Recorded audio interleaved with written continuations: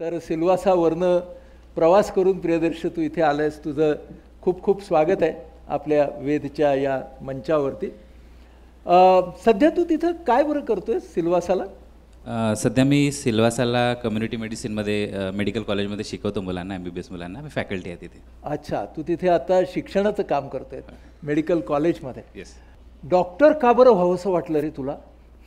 एक म्हणजे मी पण एक लहान चंद्रपूरसारख्या भागामधून आलो आहे आणि लहानपणापासूनचा खूप शिक्षणाचा गंध नव्हता. गणित अजिबात येत नव्हतं. तर दोन ऑप्शन आम्हाला तेव्हा होते, जसं राजू सांगतो, एक तर डॉक्टर व्हा किंवा इंजिनियर व्हा. हे दोनच गोष्टी लहानपणापासून बघितल्या होत्या. गणित येत नाही तर त्याच्यामुळे मग ते काही प्रश्नच नव्हता. तर मग डॉक्टर बनू हेच लहानपणापासून बिंबवलं होतं की दुसरं ऑप्शन नाही आहे तुझ्याकडे, आणि मी पण मान्य केलं होतं की आहे आपल्याला ऑप्शन नाही. Yes. तुझं लहानपण कसं होतं? लहानपण माझं खूपच चांगलं होतं. म्हणजे जरी मी चंद्रपूरच्या मुख्य ठिकाणी राहत होतो तरी पण अवतीभोवती खूप सारे मैदानं होते, घरी खूप सारे झाडं होते. म्हणजे अगदी गावाकडच्या वातावरणासारखं राहिलो. पण दुसरं एक होतं की मित्र नव्हते अवतीभोवतीचे माझ्या वयातले. मला वडिलांनी इंग्लिश मिडियममध्ये टाकलं होतं. का टाकलं मला आताही माहिती नाही. सगळे मराठी किंवा बंगाली मिडियममधले होते. तिथे एक स्थलांतरित वस्ती होती बांगलादेशमधून जे आले होते. तर मीच त्याच्यामध्ये ते जसं म्हणतो आपण वासरात लंगडी गाय शहाणी. तर कारण मी इंग्लिश मिडियममध्ये होतो त्याच्यामुळे सगळे लोक मला थोडंसं साईडमध्ये ठेवायचे आणि माझ्या वयातले माझ्या एजचे कोणी लोक नव्हते. त्याच्यामुळे माझा बराचसा वेळ हा माझ्या काकांची एक छोटीशी लायब्ररी होती. ते प्राथमिक शाळेत शिक्षक होते, जॉईंट फॅमिली होती आमची. तर त्या पुस्तकांसोबत खूप वेळ जायचा आणि पुस्तकांसोबत, झाडांवर, प्राण्यांसोबत हा वेळ खूप जायचा. त्याच्यामुळे अगदी स्वच्छंद जगलो आहे 9वीपर्यंत. अजिबात अभ्यासाचं कधी टेन्शन घेतलं नाही आणि परीक्षा आली की चिटिंग करायचो, पास व्हायचो. त्याच्यामध्ये अगदी महारत होती माझ्यामध्ये. कधीच एकदाच फक्त पकडला गेलो 7वीमध्ये. ते सोडून मी कधीच पकडलं गेलो नाही. तर ती एक खूप स्किल भारी शिकलो होतो मी. स्किल आहे ती. बरं. मग मला तुला आता पुढचा प्रश्न विचारायलाच पाहिजे की अभ्यास करायला कधी सुरुवात केली? 10वीत असताना. मग तेव्हा बोर्डात असं असायचं की कोणी चिटिंग करताना पकडलं गेलं की पेपरात नाव यायचं. तर मला तेवढी प्रसिद्धी पाहिजे नव्हती. तर मग 10वीत पहिल्यांदा अभ्यास केला. 73% भेटले आणि पहिल्यांदा कळलं की अच्छा, अभ्यास करून पण जास्त मार्क भेटतात. तर मग ठरवलं की ठीक आहे, आजपासून आपण चिटिंग करायची नाही. 10वीत हे ठरवलं निकाल बघितल्यानंतर. आणि त्यानंतर आजपर्यंत कधीही गरज पडली नाही चिटिंग करायची. आता तू म्हणालास काकांच्या लायब्ररीतली पुस्तकं, तर कुठली अशी पुस्तकं होती की ज्यांनी तुला त्या वयामध्ये खूप प्रभावित केलं? थोडंसं बॅकग्राऊंडमध्ये असंही होतं की घरची परिस्थिती खूप अशी म्हणजे मध्यम क्लास होती. माझे दोन्ही आजोबा खूप दोन्ही बिझनेसमॅन सारखे होते. तेव्हा गोंडराजांच्या विरुद्ध आजोबांनी निवडणूक पण लढवली होती आणि एकदम हिंदी पिक्चरसारखं झालं होतं की मग त्यांना पॅरालिसिस आलं, सगळा संपत्ती त्यांची चालली गेली. मग वडील, बाकी आजी वगैरे हे सगळ्यांनी मग खूप कठीण परिश्रमामध्ये आपलं शिक्षण केलं आणि जॉबवर लागले. त्याच्यामुळे नेहमी घरी एक परिस्थिती होती जी लोअर मिडल क्लासची होती आणि मला कॉन्व्हेंटमध्ये टाकलं होतं. त्याच्यामुळे माझी भाषा तशी नव्हती. माझं दप्तर, माझे शूज, माझे कपडे किंवा पुस्तकं, त्याच्यावरचे कवर्स किंवा कंपास बॉक्स, हे सगळे मला त्याच्यामध्ये खूप न्यूनगंड वाटायचा की ते भारी नाही आहेत, चांगले नाही आहेत. आणि नेहमी ती कमीपणाची भावना होती. आणि दुसरं एक कसं झालं की मी हाईटमध्ये खूप वर्गात लहान होतो. त्याच्यामुळे कोणी येऊन मला धमकी देऊन द्यायचं किंवा दाबून ठेवायचा. आणि या 2-3 गोष्टीमुळे मला नेहमी मी कधीच एक्सप्रेस नाही करू शकलो त्या कॉन्व्हेंटच्या शाळेमध्ये 10वीपर्यंत. पण माझं एक दुसरं विश्व होतं, ते पुस्तकांचं होतं मग. आणि त्यामध्ये मी रमत राहायचो. म्हणजे रोज मी अगदी लहानपणापासून मला आठवतं रोज 2-3 पुस्तकं संपवायचो. छोटे छोटे पुस्तकं असायचे, कथारंजन किंवा कॉमिक्स.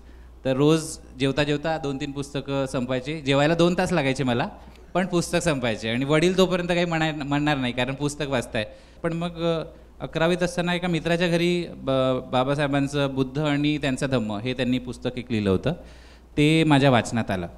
आणि मग त्या दिवसानंतर मग पहिल्यांदा मी थोडासा इथिकल विचार करू लागलो की मग, किंवा काय म्हणतात तर तो मॉंगचा विचार करू लागलो की बाबा आयुष्य काय जगतोय आपण, काय करायचं आहे.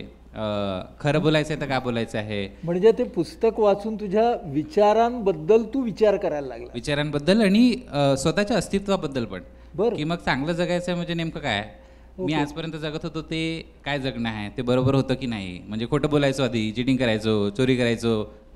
तर हे सगळ्या गोष्टी मग अशा लक्षात आल्या की हे हे केल्याने काय होऊ शकतं, काही अशी शक्ती आहे का की जी आपल्याला काही पनिशमेंट देते किंवा मग आपल्याला रिवॉर्ड देईल, नेमकं हे जग कसं चालतं, कोणते कोणते फोर्सेस आहेत, असे खूप सारे विचित्र विचार यायला लागले.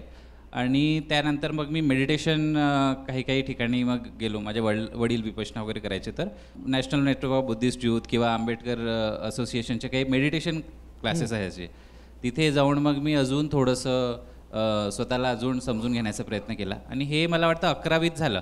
मला वाटतं त्या दिवसापासून माझ्या लाईफची एक वेगळी दिशा सुरू झाली, ज्याच्यामध्ये मी स्वतःबद्दल खूप जास्त अवेअर झालास. आणि MBBSला ॲडमिशन मिळाली.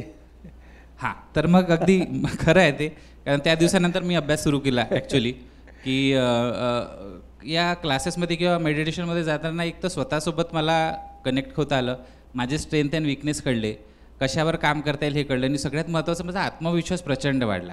एक होतं की मी इतर लोकांसोबत कनेक्ट होऊ शकत नव्हतो कारण माझं विश्व वेगळं होतं, ते पुस्तकांचं होतं. तर मी त्या मित्राला अगदी म्हणजे मी नेहमी वाट बघायचो की कधीतरी कोणती तरी टीचर येईल जी विचारेल की पेरूमध्ये काय म्हणतात इंका साम्राज्याचं जे शेवटचं होतं कॅपिटल ते काय आहे. मला माहीत होतं ते, पण ते कधीच विचारलं नाही गेलं. आणि ती सगळी हिस्ट्री मला माहिती होती, म्हणजे त्यांचे सगळे सिव्हिलायझेशन मला माहिती होते, पण त्याचं नॉर्मल शाळेच्या स्ट्रक्चरमध्ये काही किंमत नव्हती. पण त्याच्यामुळे माझं एक वेगळा विषय होता ज्याच्यामध्ये मी खूप कॉन्फिडंट होतो की कधी जर ती प्लॅटफॉर्म तसा मला मिळाला तर मी नक्की फर्स्ट असेल. हां, तर मग आता तो सोशलायझेशनमध्ये मुळे तो प्लॅटफॉर्म मिळाला. अगदी अगदी. तर सोशलायझेशन म्हणता येईल, किंवा मग हे ते कॉन्फिडन्स जे मिळालं ना की ठीक आहे, मी पर्सनली जसा आहे तसा आहे, पण मला माहिती आहे की माझ्यामध्ये भरपूर गोष्टी आहेत आणि मी अभ्यास करू शकतो. 10वी तर ते बघितले होते की थोडासा अभ्यास केला आणि 72% भेटले होते. पण शाळेमध्ये तर माझी इमेज होती की मी चिटिंग करून पास होतो, तर कोणालाच वाटलं नव्हतं की मी MBBSमध्ये लागू शकेल. अगदी पहिल्याच प्रयत्नात लागलो. ॲक्च्युली मी MBBSचं एक्झाम देताना माझ्या हाताने हेच चूक झाली होती की नंबर जो असतो ना, रोल नंबर, तो गोल गोल करून तो लिहायचा असतो, तो चूक लिहिला मी. तर बऱ्याच लोकांना आत्ताही असं वाटतं की तो चुकीचा कोणाचा तरी मार्क मला मिळाले आहेत. आणि येस. पण MBBSच्या करिअरकडे पाहताना तुझ्या विचारांना, कामाला दिशा देणारे, समजा मी तुला असं म्हटलं की 4 महत्त्वाचे टप्पे कोणते, तर तू काय सांगशील? पहिला टप्पा तर मला वाटतं हे आहे की म्हणजे जस्ट जायच्या आधी की जो आत्मविश्वास मला मिळाला आणि मी रोज स्वतःला आरशात बघून म्हणायचो की माझा नंबर लागणार आहे, हा आत्मविश्वास खूप महत्त्वाचा होता. दुसरं, माझा एक मित्र होता जो MBBSला होता, त्याची पूर्ण फॅमिली MBBSला होती. त्यांनी मला एक खूप सुंदर पुस्तकं सजेस्ट केली होती की हे पुस्तक तू वाच, आणि मी मन लावून तेच पुस्तक वाचले आणि त्या पुस्तकाने खूप फायदा झाला आणि मी नक्की म्हणजे मग ते एक्झाम पास होऊ शकलो. प्लस माझं जो विश्व होता ते खूप संकुचित होतं की फक्त टेक्स्टबुक वाचा, त्याच्यापेक्षा वेगळं विश्व होतं ज्याच्यामध्ये डिटेलमध्ये होतं. तर मला लक्षात आलं की अच्छा, माझी वाचनाची जी शैली आहे ती कशी आहे, कारण लहानपणापासून मी गोष्टींचे पुस्तक वाचतोय ज्याच्यामध्ये डिटेल्स वाचायचे नाही आहे, तर पूर्ण फापट पसारा वाचायचा आणि त्याचा सारांश लक्षात ठेवायचा, ही माझी लर्निंग स्किल होती. त्या पुस्तकाने पण मला तीच दिलं. खूप सारं माहिती असायची आणि मी त्याच्यातली समरी नेमकी शोधून काढायचो, तर ती माझी स्किल होत गेली. तिसरं मला वाटतं जो मोठा एक फरक पडला की मी क्रिकेट मॅच खेळलो एक. मी फर्स्ट इयरमध्ये जेमतेम पास झालो होतो. सेकंड इयरमध्ये मी ठरवलं की मी सिरियसली अभ्यास करेल. सगळे मॅचेस सोडले. मी चांगला बॉलर होतो. आणि मग शेवटी मग एक आमची बी टीम होती, टेनिस बॉलची होती. त्यांनी खूप म्हटलं की आमच्याकडे एक बॉलर कमी आहे, प्लीज या खेळायला ये. तर मी गेलो आणि परत ते 6 महिन्यात मी टॉप होतो सेकंड इयरमध्ये पूर्ण सगळ्या विषयामध्ये. आणि परत शिक्षण सोडलं मग मी, म्हणजे नुसतं उन्हाळक्या करा आणि परत खेळा, कारण मग तिथे खेळायला गेलो तर बाकी लोक म्हणाले आमच्यासोबत पण खेळ. तर मी व्हॉलीबॉल खेळायचो, क्रिकेट खेळायचो, फुटबॉल खेळायचो, बॅडमिंटन चांगलं खेळायचो. तर मी प्रत्येक ठिकाणी मग जात गेलो, नाटकामध्ये असायचो. तर हे सगळ्या गोष्टीमध्ये मग माझं जे एक डिटेलमध्ये अभ्यास करण्याचा जो काही होता तो बंद झाला. नाहीतर मी आतापर्यंत एखाद्या चांगल्या मोठ्या हॉस्पिटलमध्ये सिनियर डॉक्टर असतो, काहीतरी करायचं आहे नेहमीच होतं, काहीतरी करायचं आहे, काहीतरी करायचं आहे, चांगलं काहीतरी करायचं आहे. पण हे काहीतरी म्हणजे काय हे कधीच समजलं नाही तेव्हा. तर मी सुनामी आला तेव्हा मग मी फर्स्ट इयर सेकंड इयरला होतो, तर मी प्रयत्न केला. तर ते म्हणाले तू खूप लहान आहे, तू काय करणार तिथे येऊन. तर धडक मोहिमेसाठी मग मेळघाटमध्ये व्हॉलेंटियर्स जायचे तिथे बालमृत्यू आणि कुपोषण कमी करायसाठी. तर मग बीजेमधून एक कुंदन फलक नावाची आमची मैत्रीण आहे, ती आली होती हे सांगायसाठी की तसं तुम्ही व्हॉलेंटिअरिंग करायला जाऊ शकता. तर मला ती पहिली संधी मिळाली. ती खूप लहानपणापासून मी जे संधीची वाट बघत होतो ती तशी संधी होती. आणि त्या संधीला मी होकार दिला. मी तिथे गेलो. तिथे गेल्यानंतर मग जे काही मला दिसलं की मी या लोकांशी कनेक्ट करू शकतो, मी उत्कृष्ट संभाषण करू शकतो. गावात मला अजिबात काही प्रॉब्लेम येत नाही, उलट सिमेंटच्या जंगलापेक्षा इथे जास्त चांगलं वाटतं. हे सगळ्या स्वअनुभवातून मला स्वतःचीच एक नवीन ओळख मिळाली. तर हे तिसरी गोष्ट. आणि चौथी गोष्ट, मग बिहारमध्ये मी इंटर्नशिप करत होतो तेव्हाही 3 महिने मी स्टार्टिंगचे मी PGच्या अभ्यासाला सुरुवात केली, PG प्रिपरेशनला. आणि 17 ऑगस्टच्या आसपास 2008 बिहारमध्ये पूर आला कोसी नदीला. आणि 17 जिल्ह्यांमध्ये जिथे कधीच पाणी त्यांनी बघितलं नव्हतं त्या एरियामध्ये पूर आला. आणि मी ठरवलं की मी जाणार. म्हणजे मी ऑफिशियली नव्हतो. महाराष्ट्र सरकारद्वारे 50 डॉक्टर्सला पाठवण्यात येत होतं. त्याच्या एकाला मी विचारलं, तो म्हणाला मी तिकीट देतो, आमच्याकडे एक्स्ट्रा आहे, येत असेल तर ये. मी पळून गेलो कॉलेजमधून आणि त्यांना जॉईन झालो. तर तो माझ्या आयुष्यातला परत एक सेकंड टर्निंग पॉईंट आहे, जो तिथे गेलो, बिहारमध्ये गेलो, तिथे 3 महिने राहिलो. अगदी प्रतिकूल. बाकीचे लोक परत आले पण तू राहिला? मी राहिलो, कारण तिथे अचानक काही ॲक्सिडेंट झाला होता, जे मी पुढे सांगेलच. तर त्यामध्ये सगळ्या लोकांना 3 दिवसात परत बोलवलं. पण मी ऑफिशियली गेलो नसल्यामुळे मला ते बोलवू शकत नव्हते. मी वडिलांना फोन केला, ते म्हणाले तुला थांबायचं असेल तर थांब, काम कर. आणि घरच्यांनी नेहमी सपोर्ट केला या सगळ्या गोष्टींमध्ये. तर मी 3 महिने तिथे एकटा काम करू शकलो. अगदी इंटर्न होतो, पण मी 3 जिल्ह्यातलं काम बघत होतो. तर हे माझ्यासाठी स्वतःची परत अजून नाविन्याने ओळख करून द्यायला पुरेसं होतं. हां, आता तू MBBS जेव्हा झालास, त्याच वेळेला म्हणजे मेळघाटामध्ये काम करतानाच तू निर्माणमध्ये सहभागी झालास, नाही का? तो पण एक टर्निंग पॉईंट होता. निर्माण जे आहे MBBS झाल्यानंतर मग मी जेव्हा मेळघाटाला म्हणजे आम्हाला बॉन्ड असतो 1 वर्षाचा की तुम्ही काम केलं आहे तर आता कुठे 1 वर्ष तुम्हाला गव्हर्नमेंट सर्व्हिस करावी लागेल. बरेच लोक ते 2 लाख रुपये देऊन ते बॉन्ड ब्रेक करतात. पण मी घरच्यांना म्हटलं की नाही, बॉन्ड करायचा असतो, महत्त्वाचा आहे. म्हणजे त्यांना कुठंच बोललो मी, नाही तर त्यांनी पैसे दिले असते, बॉन्ड ब्रेक केला असता. पण मग मला ते डायरेक्टली कन्फ्रंट नाही करता आलं त्यांना. मी मग म्हटलं की नाही मला पाठवलं आहे तिथे, मी जातो. मग मी ॲक्च्युली DD ऑफिसला आलो आणि त्यांना म्हटलं की सगळ्यात वर्स्ट PHC जी असेल, प्रायमरी हेल्थ सेंटर मेळघाटमधलं, मला द्या, मी जाऊन तिथे काम करतो. आणि लकीली मला तेच हेल्थ सेंटर भेटलं जिथे मी आधी धडक मोहिमेमध्ये काम केलं आहे. राजू जे सांगत होता की मेळघाटमध्ये तो धडक मोहिमेमध्ये आला होता आणि त्याला बरंचसं हे बघायला मिळालं. तर 30 गावांमध्ये त्या परत मला जाता आलं आणि त्या PHCचा इन्चार्ज मेडिकल ऑफिसर म्हणून मी जॉईन झालो. आणि त्याच्यानंतर मग निर्माणचा प्रवास सुरू झाला की तिथे मग मला जाता आलं. 1 वर्षाच्या बॉन्डसाठी तू मेडिकल ऑफिसर म्हणून जॉईन झालास आणि 6 वर्ष तिथं थांबलास. तो का? ये दिल मांगे मोर. 1 वर्ष खूप धडाडीने काम करता आलं. मेळघाटमध्ये खूप बालमृत्यू कुपोषण होतं, ते ऐकलं होतं. आणि आधी मी NGO थ्रू किंवा व्हॉलेंटिअर म्हणून मेळघाटमध्ये काम केलं होतं. आता मी आणि तिथे राहून मी सिस्टमला शिव्या दिल्या होत्या. आता मी सिस्टम आहे ना, तर आता मला तर चांगलं करणं भाग आहे. नाही तो क्या बोलते, नाम पे धब्बा लग जाएगा, नाक कट जाएगी. तर मग हे खूप पण एक तो तसा मला वाटतं त्या उमेदीचा काळ पण होता, कॉन्फिडन्स होता, जोश होता. तर 1.5-2 वर्ष मी खूप काम केलं तिथे, खूप प्रयत्न केले की कशा पद्धतीने बालमृत्यू थांबवू शकू. आमची खूप चांगली टीम होती. तर हे काम करता करता कसे दिवस गेले हे कळलंच नाही. कारण एक माझ्या लक्षात आलं की माझं क्लिनिकल नॉलेज बऱ्यापैकी चांगलं होतं. मी कॉलेजमध्ये असताना पण बरेचदा मी क्लिनिकमध्ये, हॉस्पिटलमध्ये, कॅज्युअल्टीमध्ये, लेबर रूममध्ये बसून राहायचो. तर स्किल वाईज मला भरपूर यायचं. थेरी वाईज मी कदाचित कमजोर असेल.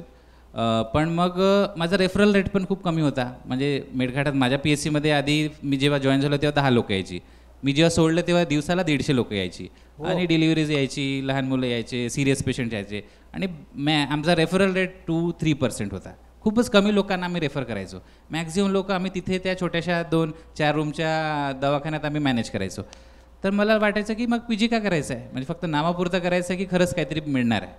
तर या एका गोष्टीने मी ठरवलं की ठीक आहे आपण कंटिन्यू करू, आणि कंटिन्यू होत राहिलं. मग केदारनाथचं फ्लड आलं तेव्हा मी केदारनाथला गेलो होतो. त्याच्यानंतर मधामधात काही काही ट्रेनिंगसाठी मला बाहेर पाठवण्यात आलं 6 महिने किंवा 2 महिने वगैरे. तर हे कंटिन्यू होत राहिलं.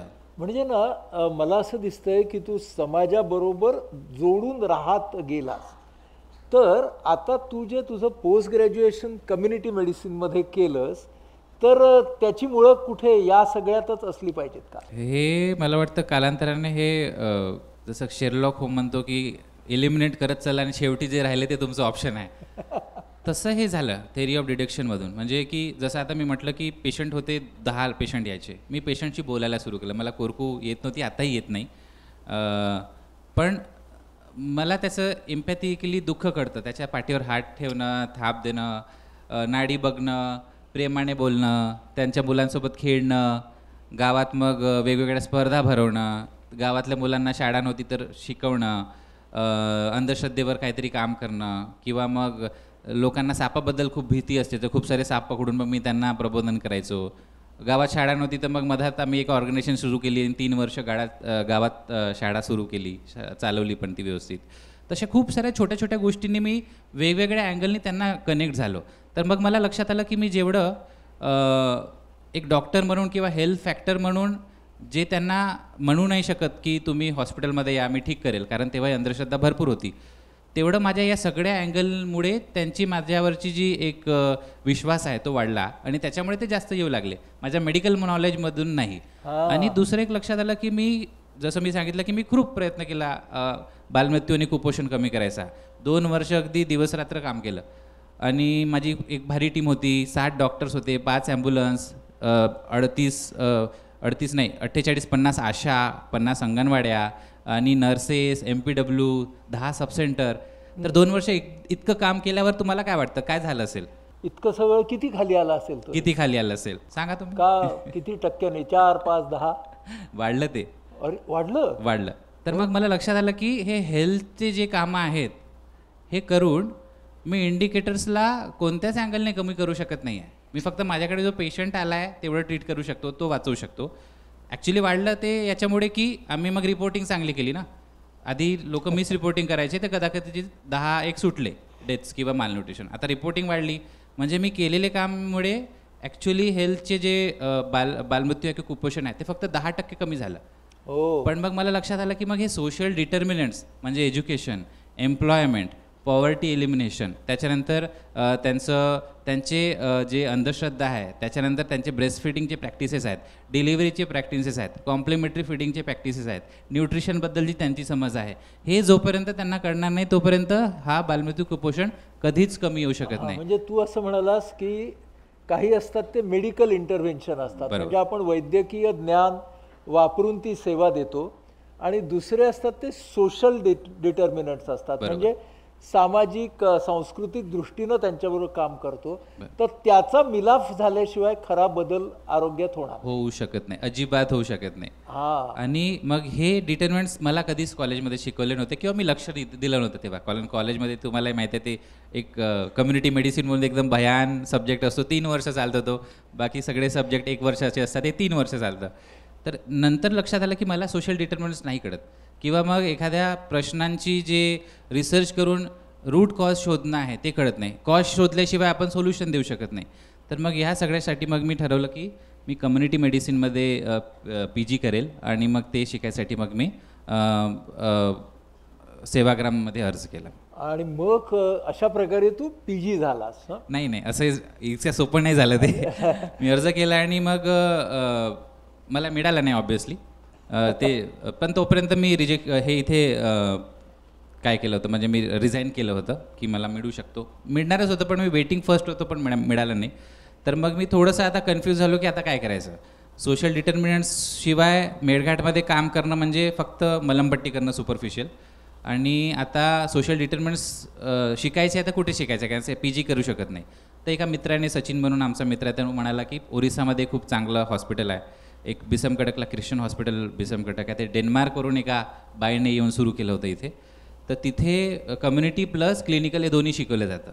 तर मग मी तिथे मग कम्युनिटी वर्क शिकण्यासाठी मग 1 वर्ष होतो 1 वर्ष आणि होतं. नेक्स्ट मग मी सेवाग्रामला येऊन मग PG कंप्लीट केली. मला सांग की तू म्हणजे MBBS झाल्यावरती सुद्धा आणि MD झाल्यावरती सुद्धा मेट्रो महानगरात काम करायच्या ऐवजी ना मेळघाट ओरिसा म्हणजे गेलास तर सुद्धा ओरिसातच छत्तीसगड बिहार असं का फिरतोस?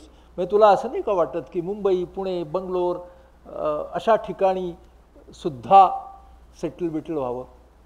मला वाटतं की आता ते सिमेंटच्या जंगलापासून जसं मी आधीच सांगितलं ना, मला खरी जंगलं जास्त आवडतात आणि तिथल्या लोकांचे व्यवहार, त्यांचं इनोसेन्स, त्यांची जीवनपद्धती, त्याच्यामध्ये एक आपुलकी वाटते. म्हणजे इथे मी अगदी माझ्या आता दमणमध्ये आलो आहे मी, तर माझ्या शेजारी कोण असतं वरती कोण असतं ते सुद्धा बऱ्याचदा मला माहीत नसतं, पण तिथे अख्खं गाव मला ओळखतं. आणि हे माणसाचं जे कनेक्शन आहे, टच आहे, मला ते खूप माझ्यासाठी माझी लाईफलाईन आहे. म्हणजे माझ्यासाठी दोन्ही लाईफलाईन आहे. मला ते कनेक्शन पण पाहिजे आणि मला माझं एकांत पण पाहिजे. हे दोन्ही मला अशाच ठिकाणी मिळतं. हां, हे दोन्ही तुला तिकडे मिळतात म्हणून तू तिकडे जात असतोस. पण मला सांग की तू आता शिक्षक आहेस, म्हणजे तू आता कम्युनिटी मेडिसिनचा प्रोफेसर आहेस, बरोबर? एका बाजूने तू तुझ्या डेव्हलपमेंटसाठी खूप सारे अनुभव घेत गेलास आणि आता ते अनुभव तू मुलांना देतोस. म्हणजे त्या सोशल डिटर्मिनंट्सची जी महत्ता आहे, त्याचं जे महत्त्व आहे ते तू या मेडिकलवाल्या मुलांना शिकवतोस, राईट? तर हा शिकवतानाचा अनुभव कसा आहे? खूप मजा येते मला. म्हणजे मी जेव्हा सेकंड इयरमध्ये, थर्ड इयरमध्ये, फर्स्ट इयरमध्ये होतो त्या याच्यात बघू शकतो आणि मग त्यांना नेमकं कशा पद्धतीने काय इनपुट देता येईल हे मला थोडंसं आकलन होऊ शकतं.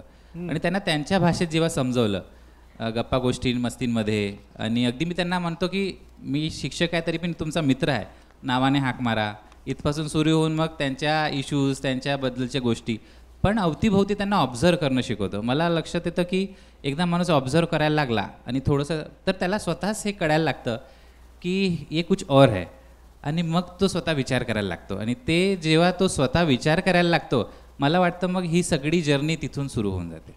म्हणजे वैद्यकीय विद्यार्थ्याने विचार करायला शिकलं पाहिजे. म्हणजे परीक्षेच्या बाहेरचा, स्पर्धेच्या बाहेरचा, सगळ्याच लोकांनी, हां, सगळ्याच लोकांनी करायला पाहिजे.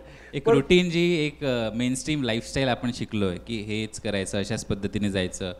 कदाचित थोडंसं त्याला चॅलेंज करून आपल्याला जे आवडतं स्वतःला आणि आपल्याला जे जमतं ते पण करून कधीतरी बघायला पाहिजे, जरी थोडंसं रिस्क असेल. करके तो देखो. करके तो देखो. हा सगळा तुझा प्रवास ऐकल्यावरती तू धडपड्या डॉक्टर आहेस, वेगळा डॉक्टर आहेस, हे आम्हाला कळलं. तर एवढा तू फिरला आहेस, हां, म्हणजे वेगवेगळ्या ठिकाणची आरोग्य व्यवस्था तू पाहिली आहेस, तिचा भाग राहिला आहेस. भारताच्या आरोग्य व्यवस्थेबद्दलची तुझी मतं काय? आता आपण जरा संविधानाला जोडूया, कारण आरोग्याचा हक्क हा सुद्धा फार महत्त्वाचा मूलभूत हक्क आहे. बरोबर आहे. कारण आता ही लढाई फक्त इथे नाही राहिली आहे की चांगली हॉस्पिटल्स बनायला पाहिजे, पण हेल्थ हे पीपल्स राईट हे कधी येईल याच्यावर आता ती लढाई सुरू झाली आहे. म्हणजे हे मोठ्या पातळीवरची आहे. लहान पातळीवर अगदी हेल्थ कॅम्पपासून तर प्रत्येकाला हॉस्पिटल असलं पाहिजे हे आहे. पण आता जसं राईट टू हेल्थ ही पहिली जी ॲक्ट आहे राजस्थाननी पास केली आहे, तर ही मला वाटतं ती लढाईची पहिलं सक्सेस आहे. आमचं म्हणजे आमच्यासारख्या समविचारी लोकांचं. ऑब्व्हियसली मी त्याच्यात काहीच नाही केलं आहे. छत्तीसगडमध्ये आता इलेक्शन मॅनिफेस्टोमध्ये राईट टू हेल्थ किंवा हेल्थ फॉर ऑल हे त्यांचं निवडणुकीचं मेन हे आहे, इन्सेंटिव्ह आहे. आणि ते म्हणतात की आम्ही प्रत्येकाला स्वास्थ्याचा अधिकार देऊ. एकदा तुम्हाला तो अधिकार मिळाला तर तेव्हा तुम्हाला स्वास्थ्य कोणी नकारू शकत नाही. तर हे मोठ्या लेवलवरच्या या गोष्टी चालू आहेत. पण लहान लेवलवर आताही हे वाटतं की जे सेंट्रलाइज मॉडेल आहे, जे आत्ताही चालतं, म्हणजे दिल्लीवर काहीतरी ठरेल आणि ते मेळघाटमध्ये पण तेच लागू होईल. म्हणजे दिल्लीमध्ये कोणीतरी वाटलं की नाही नर्सनी लाडू वाटावे, तर नर्स लाडू बनवून ते वाटत फिरत आहे, आणि इकडे पोरांना डायरिया लागत आहे किंवा इकडे त्यांना लाडू आवडतच नाही कारण त्यांना कुटकी आवडतं. तर हे जे सेंट्रलाइज मॉडेल आहे हे कुठेतरी ब्रेक व्हायला पाहिजे.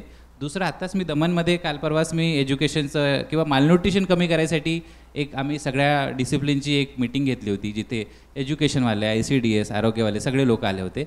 आणि सगळे लोक मग त्यांनी सांगितलं की अच्छा, नर्सनी अजून जास्त एक्स्ट्रा काम करायला पाहिजे, ANMनी अजून व्यवस्थित काम करायला पाहिजे, तिला मॉनिटर करायसाठी आपण एक ऑनलाईन हे ठेवू, म्हणजे ती कुठे जात आहे, त्या बेनिफिशरी जात आहे की नाही ते कळेल.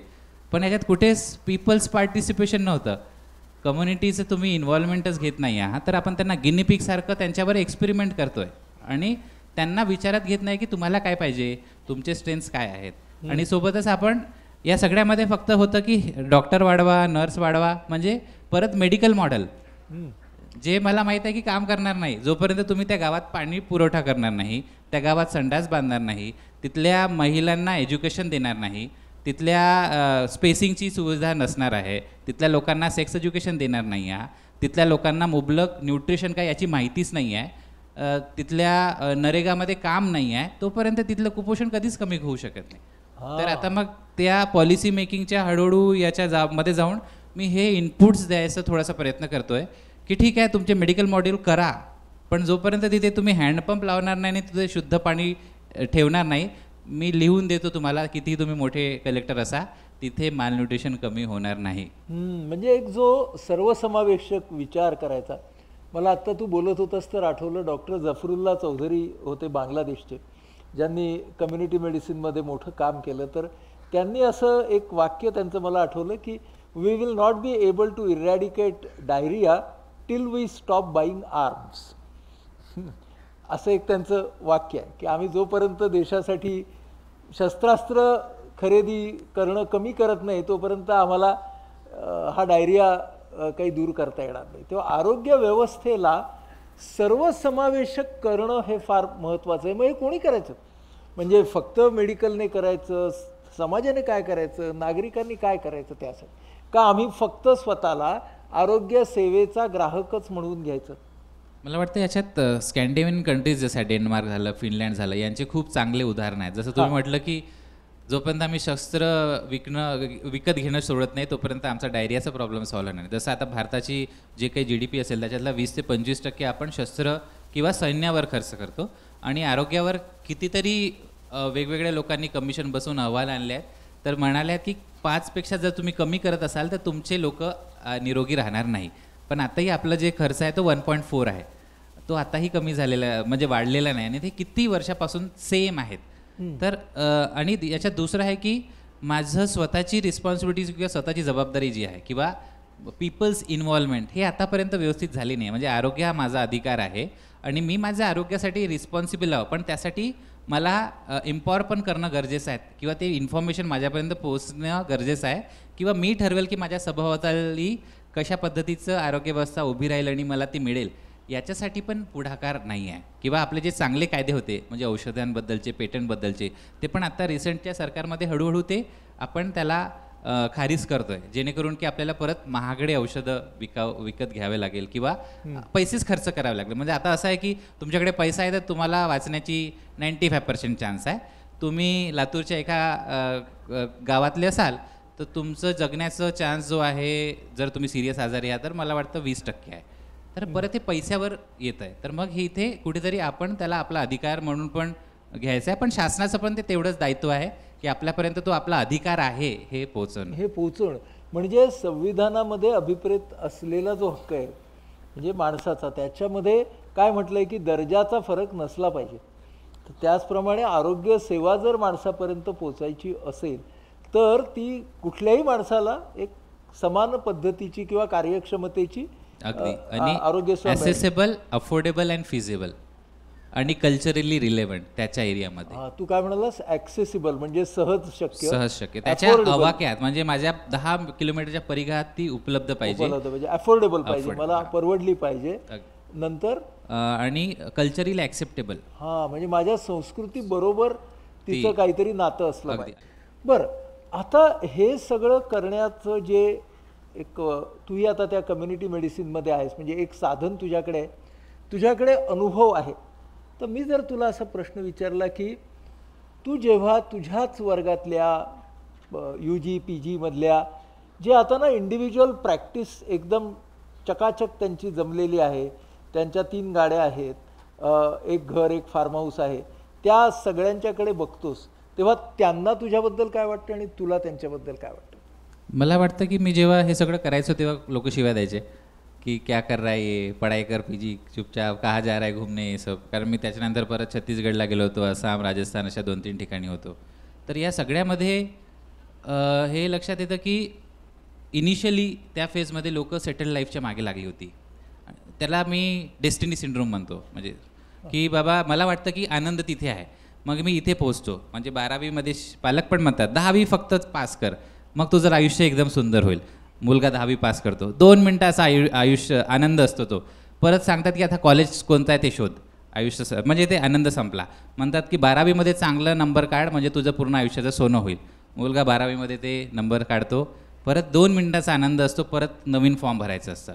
त्याच्यानंतर तिसरं येतं की ठीक आहे कॉलेजमध्ये तू कसा बसा डिग्री घे, तुझं आयुष्य सुधरेल. किंवा एंट्रन्स एक्झाममध्ये पास व्हा, आता तर पलीकडचा टप्पा आला म्हणजे तुझं आयुष्य सुधरेल.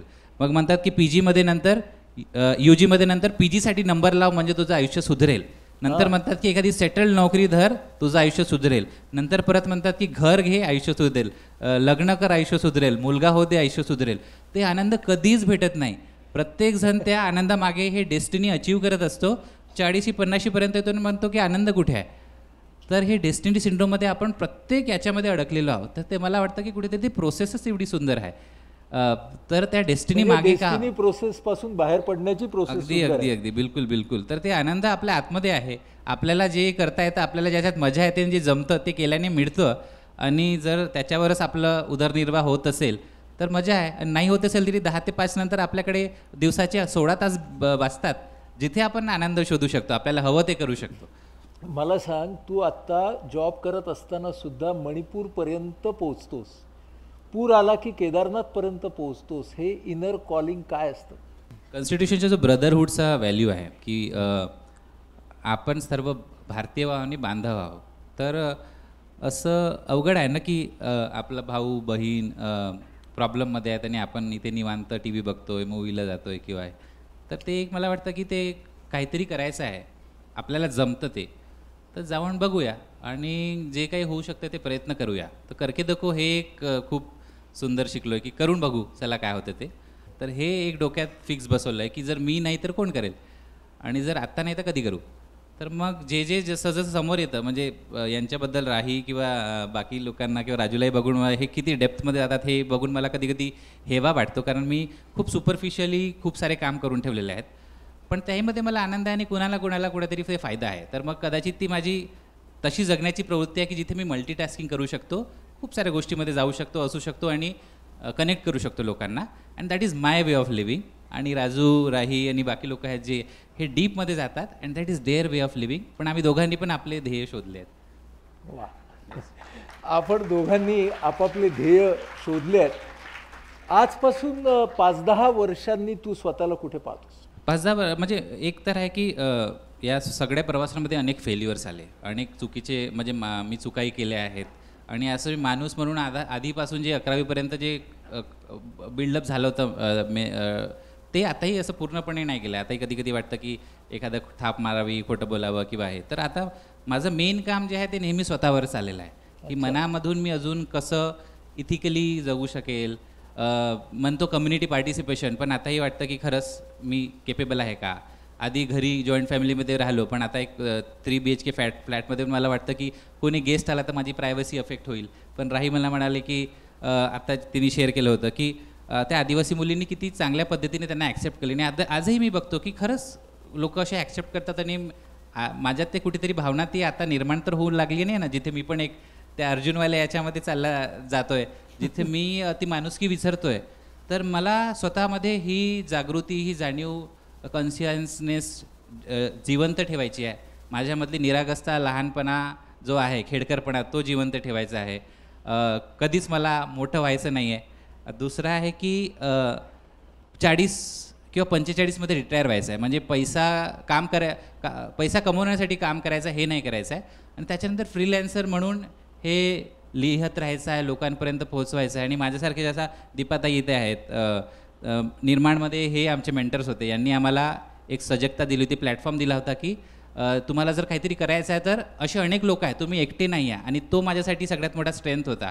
त्या कॅम्पमध्ये मी काय शिकलो, यांनी खूप प्रयत्न केले असतील. 3-4 कॅम्पमध्ये होतो आणि खूप सुंदर कंटेंट दिला असेल, पण मला तो कंटेंट आठवत नाही. पण तर मला ती स्ट्रेंथ दिसते, सॉलिडिटी दिसते की माझ्यासारखे महाराष्ट्रामध्ये 100 लोक आहेत ज्यांना काहीतरी करायचं आहे आणि ते वेगवेगळ्या फील्डमध्ये आहेत. तर मी स्वतःला एकटं का समजू. तर तसं मग आता मी माझ्या लाईफमधला एक ध्येय बनवलं आहे की असे जे समविचारी लोक आहेत, यूथ्स आहेत, जे शोधत आहेत स्वतःला काहीतरी चांगलं करायचं आहे, पण ते काय करायचं शोधत त्याचा शोध घेत आहेत, अशा लोकांना महाराष्ट्रात तर खूप सारे असे प्लॅटफॉर्म्स आहेत, महाराष्ट्राबाहेर असे प्लॅटफॉर्म्स आम्ही बनवतो आहे. तर मग तसे मग आता छत्तीसगड आणि नॉर्थ ईस्टमध्ये सुरू केले आहे आणि मला पूर्ण एक दरवर्षी एक नवीन राज्य असं करून ते भारतभर बनवायचे आहे. आणि पुढच्या 10-20 अजून 2-3 वर्षात अजून खूप सारे प्लॅन्स आहेत, ते हळूहळू सांगेल मी तुम्हाला पुढच्या वेदमध्ये. फार छान. आपण सगळेजण तू आत्ता म्हणालास त्याप्रमाणे वेगवेगळ्या मुक्कामांच्या शोधात असतो. एक 10वीचा मुक्काम, मग 12वीचा मुक्काम, मग एंट्रन्सचा मुक्काम, मग UGचा, मग PGचा, मग प्रॅक्टिसचा, मग फार्म हाऊसचा. आपण जेव्हा सगळेजण या मुक्कामांच्या मध्ये हरवतो त्यावेळेला आपल्या पायाखालचा रस्ता आपण नीटपणे पाहत नाही. आणि तू मगाशी म्हणालास की विद्यार्थ्यांना तू सांगतोस की ऑब्झर्व करा. तर मला वाटतं ऑब्झर्व करणं आपण विसरतो मग मुक्कामाच्या त्या लाटेमध्ये आपण गेलो की. आणि भगवान बुद्धांचा तू रेफरन्स दिलास तर त्यांनी त्यांच्या शिष्यानं हेच सांगितलं, एही पश्य, येऊन पहा. पहा म्हणजे अवलोकन करा, डोळसपणे पहा. म्हणून तुझा प्रवास जो आम्हाला दिसतोय तो एका बाजूनं स्वतःकडे डोळसपणे पाहण्याचा आहे, दुसऱ्या बाजूनं आसमंताकडे, समाजाकडे, सामाजिक वास्तवाकडे डोळसपणे पाहण्याचा आहे. आणि संविधानातल्या ज्या तत्वाचा तू आत्ता उल्लेख केलास की बंधुता, तो एक मला फार छान मुद्दा वाटला की अरे माझा भाऊ, माझी बहीण ही छत्तीसगडमध्ये असेल, ओरिसात असेल, मणिपूरमध्ये असेल, मला जे काही करता येईल ते केलं पाहिजे. हा बंधुतेचा जो एक अनुभव तुझ्या आतमध्ये येतो त्यामुळे तू मुक्कामाच्या मागे न लागता प्रत्येक प्रवासाच्या प्रत्येक पावलामध्ये एक नवीन लय शोधत राहतोस. ही लय तुझ्याबरोबर सतत राहावी अशा शुभेच्छा वेदतर्फे तुला आज देतो.